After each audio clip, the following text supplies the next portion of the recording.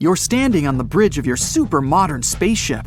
Today, your mission is to fly to the uncharted areas of space. You travel past beautiful nebulae, spinning pulsars, and black holes. Soon, you'll arrive at the planet where life might exist in the most unusual forms. You'll shake hands with a strange bug the size of an elephant, and maybe even establish diplomatic relations with it. This might happen in the future. For now, humanity is just trying to get farther into space. People first took to the air in 1783 when French engineers built the world's first hot air balloon. But it only rose above the ground for a third of the height of the Statue of Liberty. In 1903, the Wright brothers made the first flight in a controlled airplane. Since then, people have been reaching higher and higher. These days, modern airplanes can climb to an altitude of 8 miles. It's like 34 Empire State Buildings stacked one on top of another. In 1931, people finally got to the stratosphere. A Swiss physicist and his assistant used a hot air balloon to reach a record height of 9.8 miles above Earth's surface. They were the first people in the world to observe the curvature of the planet's horizon. 30 years later, the first person flew to space. It was Yuri Gagarin. He launched from Earth and reached a low Earth orbit in about 10 minutes. The maximum altitude of Gagarin's spacecraft was about 203 miles. That's almost like the distance from Los Angeles to Las Vegas. The first cosmonaut traveled over the night side of Earth, flew over America, and successfully landed 108 minutes later. Nowadays, the distance of 250 miles into outer space is nothing. At this altitude, the International Space Station orbits the Earth. Astronauts from all over the world stay there at all times. In 1969, Apollo 11 set a new record for the most distant flight to space. Its crew flew about 238,600 miles to the moon and landed successfully on its surface. The mission stayed on the satellite's surface for about 21 hours. Then, the crew successfully returned home. A year later, this distance record was broken by the Apollo 13 mission.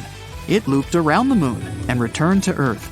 At the farthest point, the astronauts were more than 248,000 miles away from home. That's like circling the globe 11 times. It's still the longest distance people have ever traveled in space. But we intend to break that record by flying to Mars. Once every few years, Earth and Mars line up in such a way that the distance between these planets is 34 million miles. If there was a highway from Earth to Mars, it would take you about 62 years to get there by car. A trip by spaceship would take about 6 to 8 months. When we get there, humankind will become multi-planetary, and that will be a new space travel record. For now, people have to rely on different probes to gather all the necessary information. For example, the Parker Solar Probe was sent from Earth directly to the Sun. It flew a distance of 1 astronomical unit to its destination. That's about 93 million miles. The probe has already made several circles around the Sun and Venus. But the Sun's gravitational pull is so strong that the probe's speed is now more than 330,000 miles per hour. That's 13 times faster than the speed of the average rocket.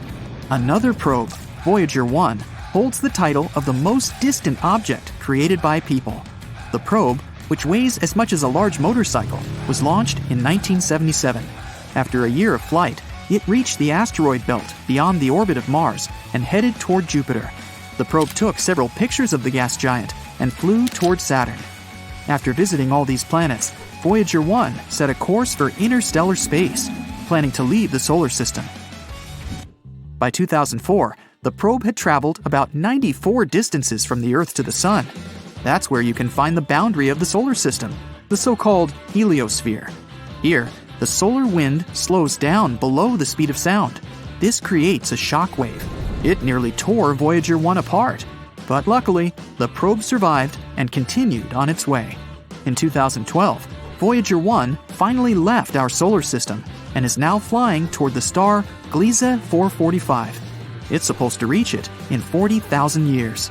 Voyager 1 has a twin brother, Voyager 2. Though the second probe was launched earlier, it left the solar system 6 years later. In 300 years, Voyager 2 will reach the inner edge of the Oort cloud. This is a cluster of small asteroids and space bodies around our solar system. In 40,000 years, Voyager 2 will pass the red dwarf Ross 248. And In almost 300,000 years, the probe is supposed to come close to Sirius, the brightest star in the night sky. Perhaps the Voyagers can make contact with another civilization and pass them the message they carry on their golden discs. The discs contain greetings in 55 languages and music from different cultures and countries. There's also sounds of the ocean, bird songs, chirping of insects, and different animal sounds. There are also 116 images that may help other civilizations understand the composition of Earth's atmosphere and the structure of human DNA. Some images are just landscapes from our planet, deserts, mountains, islands, and rivers. Anyway, to make humans a multi-planetary species, we would need to go to Mars. It'd take less than a year. But if people decided to become an interstellar species, we'd have to travel to Proxima Centauri. It's the closest star to our Sun. Light from this red dwarf reaches Earth in a bit more than 4 years. But if you decided to use good old rocket engines, the journey would take you about 73,000 years. The key to long-distance travel is speed. People would need to scrap the traditional rocket engines and come up with something new. Some scientists say we might reach Proxima Centauri before the end of this century. To do that, people will create a microprobe that will be smaller than a fingernail.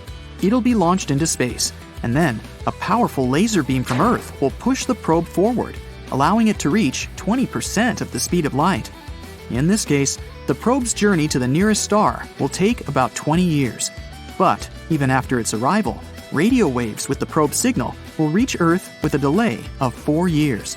But if we could travel at the speed of light, how far would we get? Here's the Milky Way. It would take over 100,000 years to travel from one side of its spiral to the other. And if you bought a ticket to the Andromeda Galaxy, the journey would take you 2.5 million years. About 100 million years of traveling at the speed of light, and you'd leave the Virgo supercluster. All the little dots you see there are actually huge galaxies containing billions of stars. 1 billion years on the road, and you'd be in the neighboring superclusters. Now, these dots are actually superclusters with billions of galaxies. 14 billion years of traveling, and you'd reach the edge of the observable universe. This is the maximum distance Earth's telescopes can see. There are about 2 trillion galaxies within these boundaries. Each galaxy may have stars like our Sun. Around each star, there's a habitable zone, a sweet spot, where water can exist in its liquid form. That gives a chance for life to appear there. People would love to find this life and make contact with it, but the distance of billions of years of traveling makes that impossible. There's a theory that people can travel billions of light years away using wormholes. Imagine that space-time is a piece of paper. Our Milky Way galaxy is on one side, and an unknown galaxy is on the other. A straight path would take billions of years. But if you fold the paper in half, these two worlds would be right next to each other, and you'll be able to get there through some kind of hole. A wormhole. It warps space-time, which can allow people to become a multi-galactic species. Some scientists say there may be wormholes inside black holes. These are the most mysterious and massive objects in the universe. They're so heavy that they can also warp the fabric of space-time. 1 minute near a black hole could be a week or a month on Earth. Perhaps if a spacecraft could withstand such a wild gravitational force and get into the heart of a black hole, it'd pop out of the other end of the wormhole. It could be somewhere in another part of our galaxy, or another galaxy, or it could be a parallel universe. The closest black hole to Earth is 1,500 light-years away. It's called the Unicorn. It weighs about the mass of 3 suns. It means the thing is very small compared to other black holes. Some of them can weigh 6.5 billion solar masses. The Hubble Space Telescope was put into a low Earth orbit in 1990. If you think about it, it's had over 30 years of experience looking at various space objects. It was named after astronomer Edwin Hubble and was built by NASA. It is also part of a group of devices called NASA's Great Observatories, along with the Compton Gamma Ray Observatory, the Chandra X-ray Observatory, and the Spitzer Space Telescope. The Hubble Space Telescope was built to explore the universe and answer some of its biggest questions, such as how galaxies form and evolve, and how the universe itself has changed over time.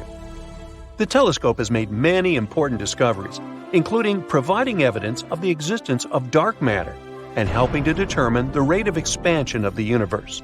One of the most famous images taken by the Hubble Space Telescope is the Pillars of Creation. It's a photo of a region of the Eagle Nebula, where new stars are born. The photo, which was taken in 1995, shows massive pillars of gas and dust towering above the nebula. It has become one of the most iconic images of the universe. The Hubble Space Telescope continues to operate and make important scientific discoveries, despite some initial technical difficulties. In 1993, a problem with the telescope's main mirror was discovered, which affected its ability to focus light properly. A repair mission was sent to the telescope in 1994 to fix the problem, and since then, the telescope has continued to work perfectly. One of the more interesting discoveries made by this amazing telescope is actually pretty recent. A report based on the data from the Hubble Space Telescope shows that there is a faint glow in space around the solar system that cannot be explained by anything we know to exist. Because they have yet to figure out the source, astronomers call this mysterious glow ghost light. We don't know that this light is not coming from the stars or galaxies near the solar system, nor is it coming from dust on the solar system's plane. The researchers aren't sure what the source of the light is, but they think it might be tiny particles of dust and ice left by comets. But it's only a theory that has not yet been confirmed. When we study the universe, we often find bright things like planets, stars, and galaxies. But from time to time, we discover some light coming from places where we didn't expect to see it, like from between planets. This light may be coming from deep within our solar system, and it may be a new phenomenon that hasn't been studied before. In other words, there may be something at the center of our galaxy that produces a lot of light. Spacecraft Voyager 1 also captured images showing a lot of light coming from the edge of our solar system. How come we haven't noticed this until now? Well, because most of the light in pictures taken by the Hubble telescope comes from things close to Earth. But people usually ignore this light because they're interested in things like stars and galaxies that are farther away. We've never actually looked closely at the amount of light in the universe and where it comes from. Scientists have been using the Hubble to find faint galaxies that may have been missed before and which may be the source of this dim glow. They found that there are not enough such galaxies to account for extra light in the sky. It's not a lot of light, though. It's like the glow from 10 fireflies. But it doesn't make it less important. It shows that we may be missing something. Let's look at some other important discoveries we've made with the help of Hubble. Like dark matter, which we can't see but know is there because of its effect on gravity. It makes up for about 23% of the universe. By looking at how it affects light, the Hubble telescope helped make 3D maps of where dark matter is. These maps show that dark matter seems to be getting clumpier over time, which means it behaves very similarly to how gravity does. The Hubble telescope also discovered 2 new moons around Pluto, named Nix and Hydra, and studied the dwarf planet's changing surface. Additionally, it's found the mass of planet Eris, which is larger than Pluto. This helps scientists realize there may be similar objects in the Kuiper Belt, a region outside our solar system. This led to Pluto being reclassified as a dwarf planet. Further observations of these distant objects could help us understand the evolution of our solar system. Gamma-ray bursts are the most powerful explosions in the universe, and for a long time, no one knew where they had been coming from. Hubble helped us find out that these bursts happen in galaxies, producing a lot of stars and having few heavy elements. This suggests that gamma-ray bursts happen when big stars collapse into black holes.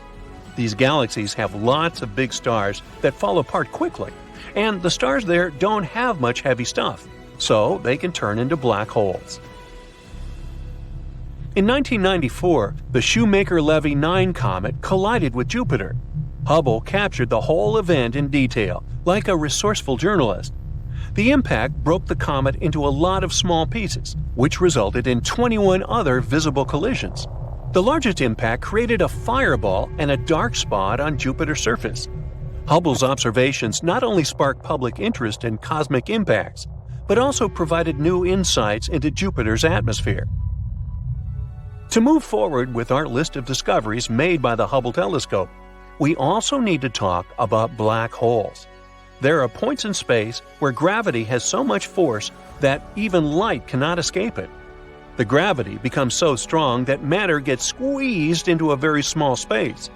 We know that this can happen when a star, like the Sun, nears the end of its life. At the beginning of its life, a star's hydrogen ignites in its dense hot core. Because of gravity, it tries to draw its own mass into a tiny point. As long as it has the energy generated by the hydrogen fusion, it also pushes outward. If we look at it this way, the life of a star depends on a delicate balance between these forces, and it can last millions or even billions of years. Once that energy is exhausted, the only force remaining is that of gravity. So, some stars become black holes. Since light itself cannot escape its pull, we can't visualize black holes. For the human eye, they are invisible. We need special tools and unique telescopes to help us point them out in the universe. Hubble found that most galaxies with a central bulge of stars likely have supermassive black holes. It also noticed a strong connection between the size of these black holes and their host galaxies, which might help us understand how the universe has changed over time. Then, what is a supermassive black hole, you might ask? Go ahead, ask it. It is a very large black hole that is typically found at the center of a galaxy. It is millions or even billions of times more massive than our Sun. These black holes are so powerful that they can swallow stars and even entire galaxies. Scientists are still exploring these mysterious objects, but they believe that they play a crucial role in the formation and evolution of galaxies. Now, before Hubble, we really didn't know how old the universe was. It often led to weird paradoxes, like the one where stars discovered by astronomers were older than the universe itself. But by figuring out the approximate rate at which the universe is expanding, Hubble helped us narrow down its age, which is about 13.75 billion years. Trying to figure out the exact age of the universe is an important question. That's because most astronomers think that the universe has not existed forever, but appeared in one really hot and dense fireball called the Big Bang. I wasn't around then. We travel back in time to 4.6 billion years ago to see the moment when our solar system was born. Wow, there's nothing that looks like a star or a planet. So far, there's just a giant cloud of dust. It's called a nebula. These are molecules of hydrogen in heavier elements, along with ice, left there from a previous star. But this cloud isn't dense, so it can't turn into a star or a planet. But then a blast wave comes here, maybe even several. There's a supernova explosion a couple of light years away from our nebula. This is when a giant star burns off its fuel, then collapses under its own weight. At this point, a boom of such force that its light can be seen dozens of light years away. The blast wave from a supernova reaches our nebula. Like a sea wave, it hits the dust cloud, causing it to shrink and become denser. Then the nebula gained a common center of gravity. It attracted more and more dust particles to itself. This put a lot of pressure on the nebula's core. It started spinning. And the greater the mass of the central cloud, the faster it rotated. The particles inside the core collided faster and more frequently. This raised the temperature of the nebula to several thousand degrees. At this point, a protostar appeared. It was a young and unstable sun. When the temperature in the nebula's core reached millions of degrees, nuclear reactions began there. The cores of light elements like hydrogen and helium hit each other and fused into heavier elements. Let there be light. 4.5 billion years ago, the protostar evolved into a stable sun, but 30% dimmer than we have it now. There's also a giant cloud of dust left behind. This is the remnant of material that didn't take part in the creation of our star. Now you can see the larger objects in this cloud. Heavy elements and dust began to pile up, forming protoplanets. At this stage of our solar system's existence, there were about 100 protoplanets, ranging in size from lunar to Martian. Back then, there was nothing but total chaos. These protoplanets didn't have clear orbits, and they began to collide with each other. Some crashed into a pile of debris, creating massive explosions. Others collided tangentially and simply changed their trajectory. In this cosmic billiards game, the largest protoplanets won. They literally ate the smaller debris and got bigger and bigger. The chaos didn't stop until about 100 million years later. You can see some nearly formed planets: Mercury, Venus, Earth, and Mars. Our home planet now looks more like a lump of lava. The constant bombardment of the surface by various asteroids has heated the planet greatly, but now it has begun to cool down. Everything went quite well until an unknown villain appeared on the horizon. It's Theia. It's a hypothetical planet the size of Mars, formed around the same time as the other planets. And now, it's spiraling toward Earth, ready to hit it. Bam! As a result of the impact, a huge chunk of our planet was knocked out into space. Theia herself was blown to pieces. Its core merged with the core of the Earth, while the rest of the material remained in our planet's orbit.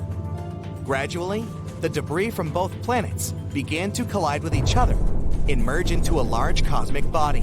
When the dust settled, the Earth received its satellite, the Moon. Another hypothesis for the formation of the Moon suggests that Theia was much larger than Earth. It only lightly scratched our planet and continued moving without losing its material.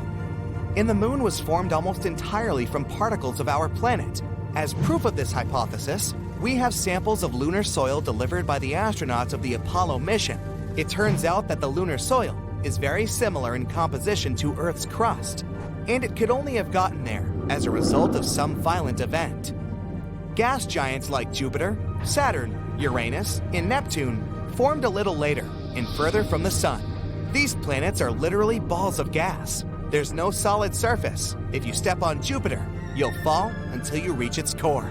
These guys couldn't get a solid surface for several reasons. They formed later when other planets took over the metals and silicates. They also all originated beyond the frost line. This is a hypothetical point somewhere beyond the orbit of Mars. The Sun doesn't heat the area behind this line enough for water to be in a liquid state, so there was a tremendous amount of ice in the remaining clouds of gas. 3 million years after the birth of the Sun, these building materials started to pile up and build mass, becoming proto-Jupiter. Within a couple of million years, this ball of ice could reach a mass about 50 times larger than Earth. And the heavier it got, the more gas from the disk it was able to accumulate. In a short period of time, Jupiter absorbed almost all the material from the disk of gas near it and accumulated about 318 Earth masses. Jupiter had a very strong gravitational field, and it wreaked havoc on all objects in the area between Mars and Jupiter. Protoplanets collided there much more often, causing them to collapse. As a result, we have the asteroid belt. These are fragments unable to reassemble into a full planet because of the intense gravity of the gas giant. Saturn, the next of the 4 gas giants. It's 3 times smaller than Jupiter. It's thought to be so small because it's even farther from the Sun, about 10 Earth-Sun distances. And it began its formation even later when Jupiter left almost nothing of the gas disk. But Saturn got another distinguishing feature: the rings. They're so wide that you could fit 21 Earth planets on them, and they're as thick as a 5-story building. We still don't know how they were formed, but there's 2 main hypotheses. So Saturn has 82 moons discovered so far. There may have been one more, but it was destroyed in a wild collision. The moon was shattered into small fragments that began to orbit the gas giant.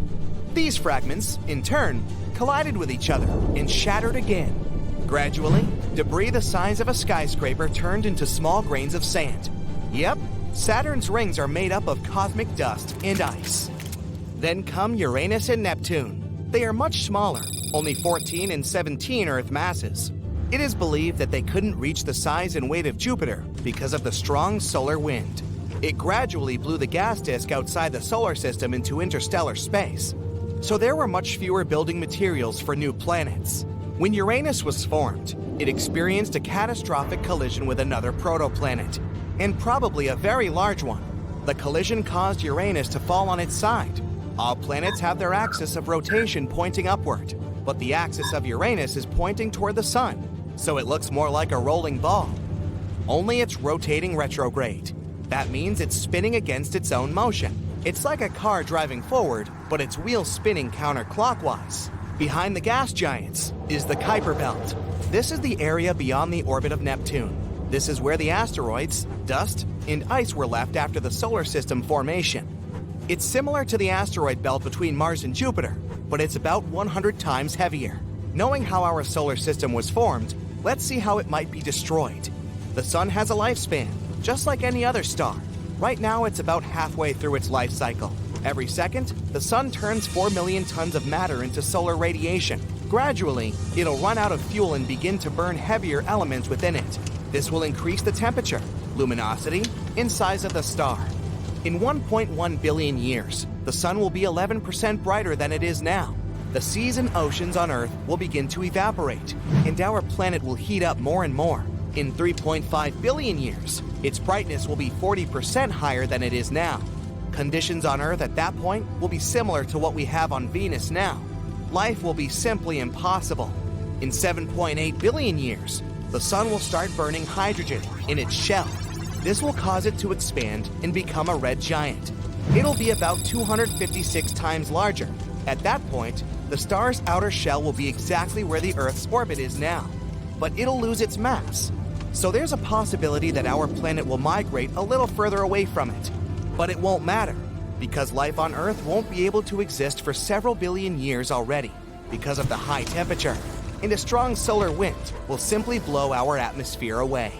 Then the thermal pulsations inside the star will tear off the outer shell of the sun. This shell will turn into a planetary nebula, almost exactly like what we saw at the beginning. And all that will be left of the sun is a white dwarf, the size of the Earth, which will fade away for a few billion years.